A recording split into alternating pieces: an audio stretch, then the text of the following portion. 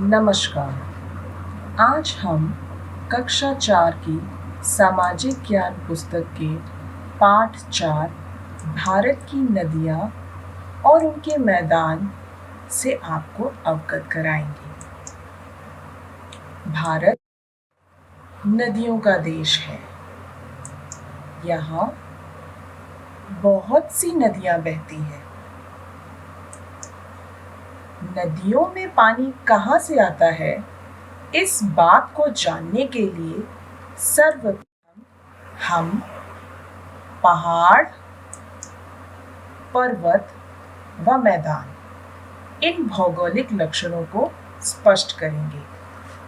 पहाड़ वह स्थलीय भाग है जो आसपास की भूमि से बहुत ऊंचा उठा होता है।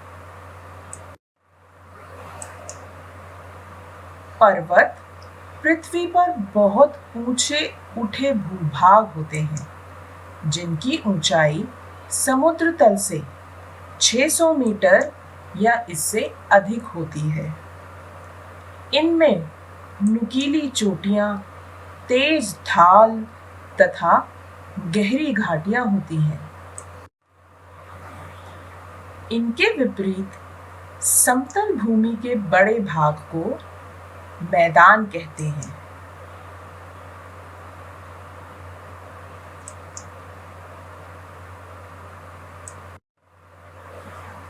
भारत की उत्तर पूर्व दिशा में हिमालय पर्वतमाला है। जब एक के बाद एक बहुत सारे पहाड़ आगे पीछे होते हैं तो उसे हम पर्वतमाला कहते हैं।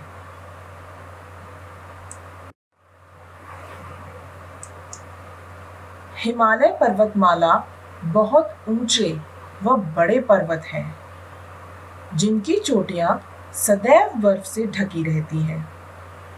हिमालय शब्द दो शब्दों के मेल से बना है, हिम और आलय।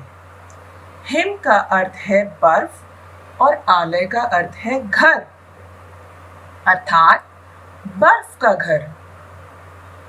इन बर्फ से जमे पर्वतों से बहुत सी नदियां निकलती हैं। गंगा, यमुना, सतलुज, सिंधु, झेलम, ब्रह्मपुत्र आदि नदियां इसी हिमालय पर्वतमाला से निकलती हैं।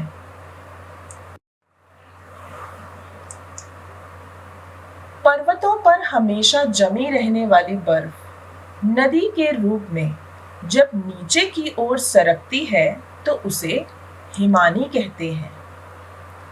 गंगा नदी गंगोत्री हिमानी से और यमुना नदी यमुनोत्री हिमानी से निकलती है।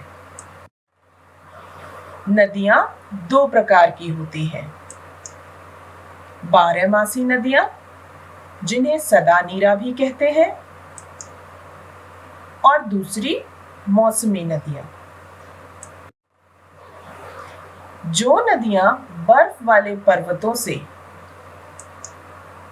बर्फ पिघलने के कारण निकलती हैं, उन्हें सदा नीरा या बारहमासी नदियां कहते हैं।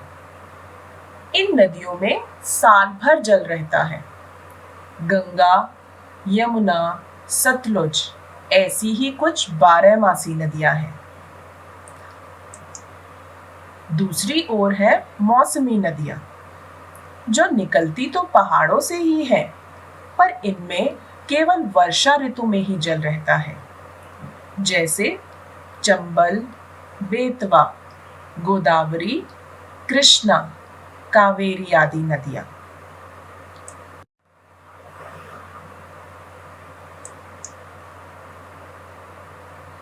जब ये नदियां पहाड़ों से निकलती हैं, तो पहाड़ी ढलानों के कारण इनकी गति बहुत तेज होती है।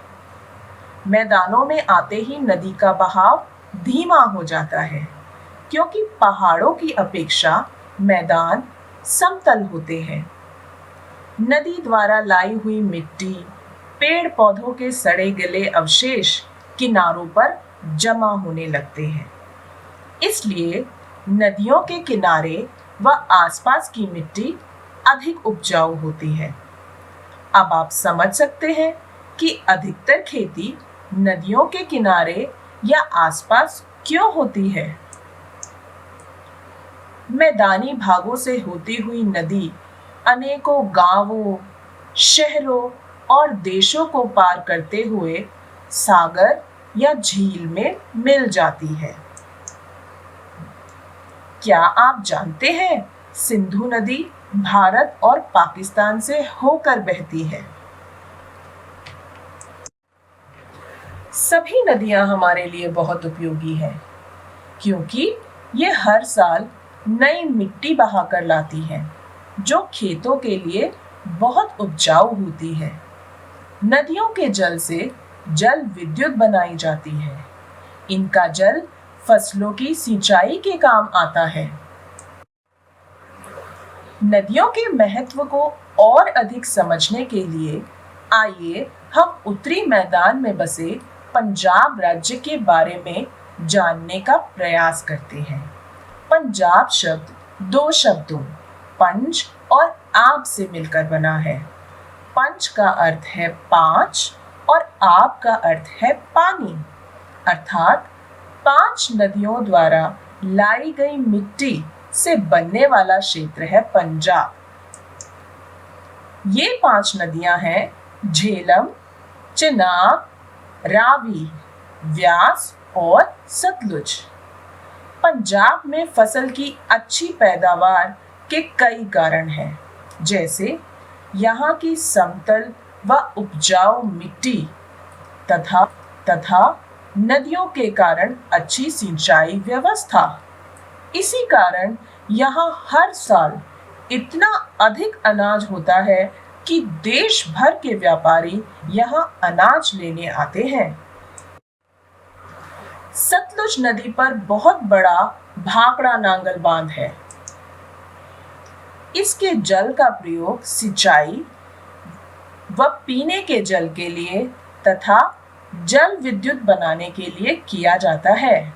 यह बांध बाढ़ को रोकने में भी मदद करता है। पंजाब में मनाए जाने वाले प्रमुख त्योहार लोहड़ी, बैसाखी व गुरु पर्व है। हर त्योहार पर ढोल की ताल के साथ भांगड़ा व गिद्दा जरूर किया जाता है।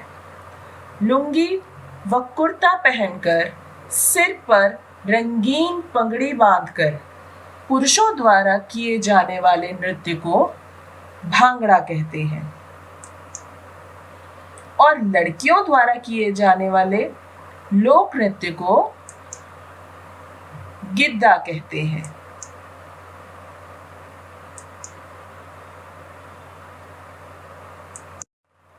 पंजाब की सबसे प्रसिद्ध जगह है अमृतसर का स्वर्ण मंदिर।